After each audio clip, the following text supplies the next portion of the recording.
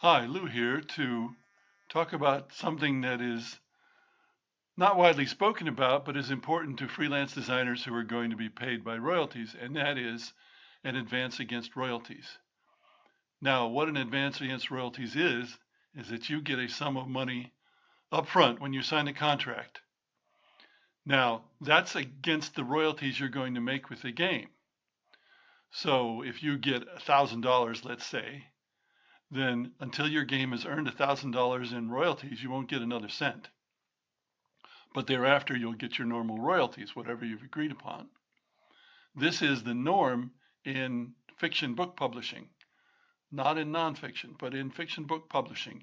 And in fact, it's such a norm that it's rare for a book to earn out its advance. That is to say, if you get an advance of $10,000, it's unlikely that your book will make $10,000 in royalties. So that $10,000 is all you're ever going to get for it. Now, obviously, a extra popular book, you'll end up making royalties. Now, royalties are not common in the tabletop game world.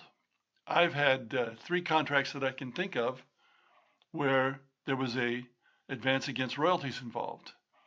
In one, I got quite a substantial advance, and 8 years later, the company having changed quite a bit, the game came back to me. But in those circumstances, you get to keep the royalty. So I wasn't too unhappy that the game came back. I knew that it wouldn't be that easy or simple to get that game published because it was abstract, and abstract games are hard to sell. In another case, I had signed contracts for 2 games with a company, and in fact, in one case, I had left them the files of a game amongst other games, and they wrote to me one day and said, "We want to publish this game," and we went through the contract and so on. And quite a bit later, they returned the contracts to me, which they have a right to do, and said, "We don't want to publish these games. We don't want to publish any of your games, Lou." Well, not surprisingly, I was pretty pissed. But it only made sure that if I dealt with that company again, I'd make sure I got a royalty. And lo and behold, not long afterward, I've dealt with that company again, and I've got a substantial royalty. But that means if things go wrong and in the book the game doesn't get published in the end, at least I've made some money out of my efforts, and I'm not like the first 2 games where I was just stuck.